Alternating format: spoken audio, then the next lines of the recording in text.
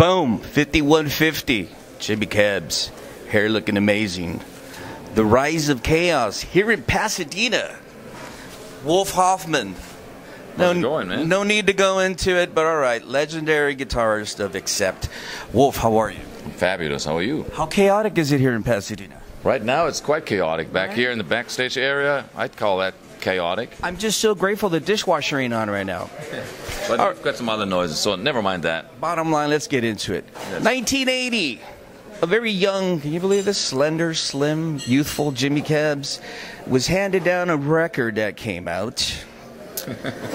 And it changed my life. 1981, I picked up a record called I'm the Rebel. 1982, Oh Fast as the Shark.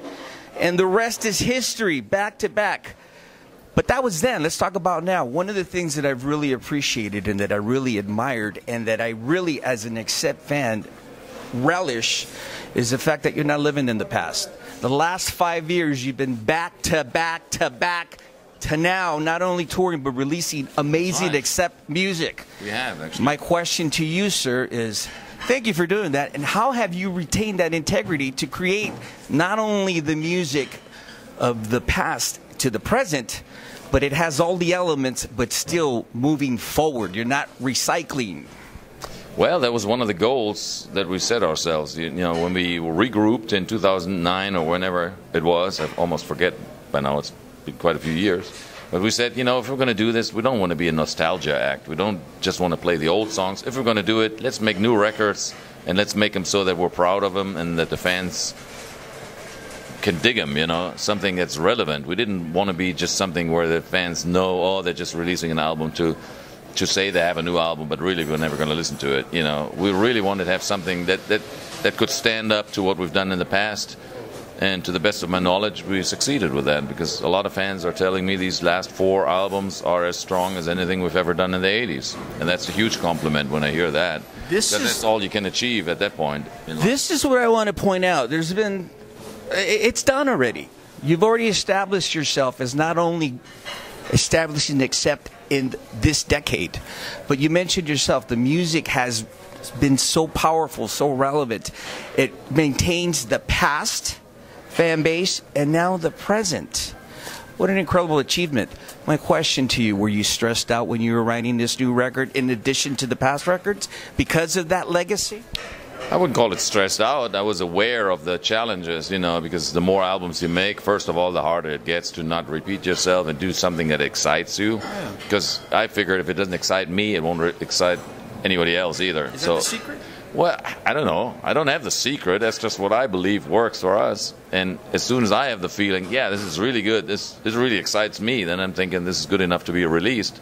But sometimes you have these songs where you go like, meh, you know, and you can't just say, oh, I don't really care that much. Hopefully somebody else will like it. It doesn't work that way, you know. I think you got to challenge yourself and come up with something that you think is really the best you can do at that point in time, and then that's all you can do. And then if anybody else, at that point, I say, if they don't like it, I almost don't care because I like it, and it's really the best, and I'm proud of it, and, you know, the hell with you if you don't like it. But, you know, you got to work, you got to come up to that point, and the more albums you make, the harder it gets because you've done so many other songs, and you always compare yourself to the past, and so there's a little bit of a challenge there. But I think what I've noticed, because I've been monitoring you since 2010, and one of the things that I've enjoyed, and one of the reasons why I think the success of the band is now more than ever, is that you all have such wonderful energy, not only on stage, but it seems that you all really do enjoy each other's company. And when you like each other, it makes the writing process more easier. No? It does. Oh, certainly. I couldn't imagine playing in a band where we don't get along at all, and you hate each other, and I guess you got lawyers suing each other, and I mean, you hear all these stories, and I wonder, like, how can you do that? You got to at least, I mean, nobody's buddy with everybody all the time. It doesn't work, but at least on a certain level, you got to respect each other, and you got to really be friends and get along, because you're spending so much time on the road together, and how in the world would this work if you don't, you know? So, no, we got a great team right now. We got 2 new guys on board.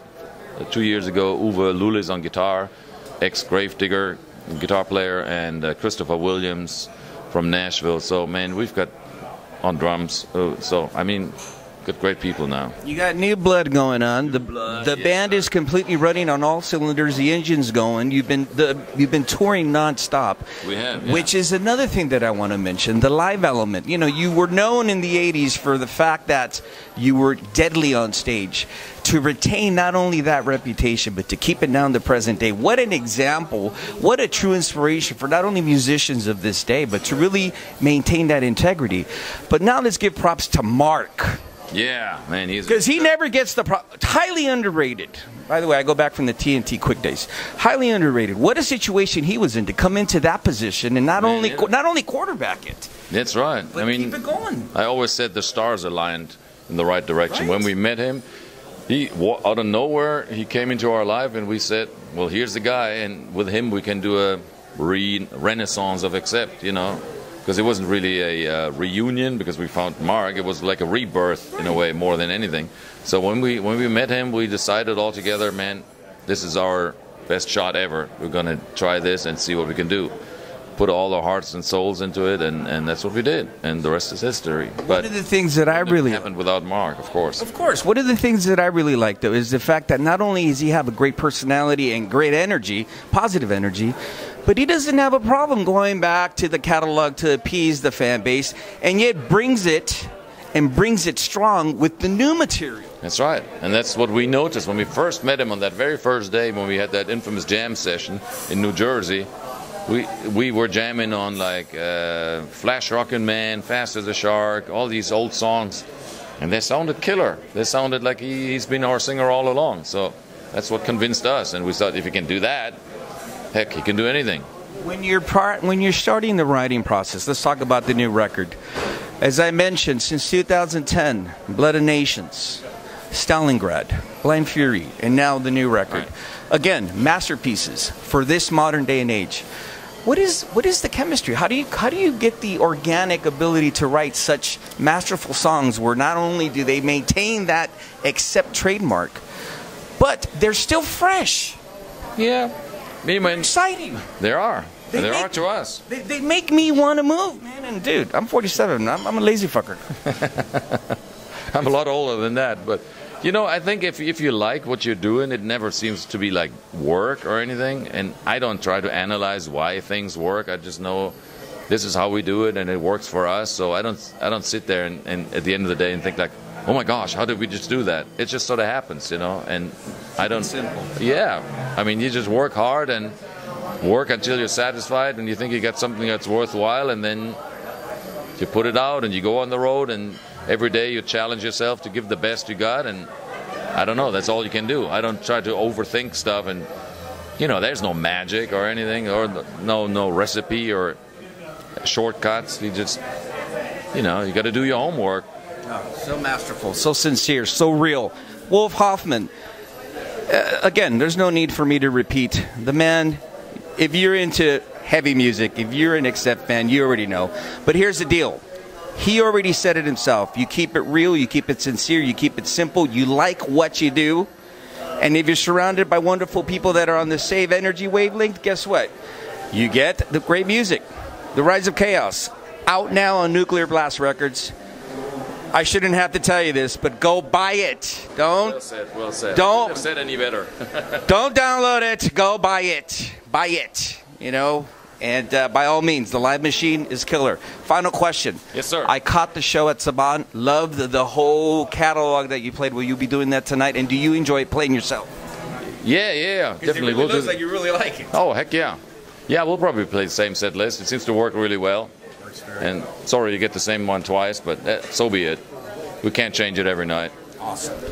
The legend, the gentleman, the human being, Wolf Hoffmann. And we're out.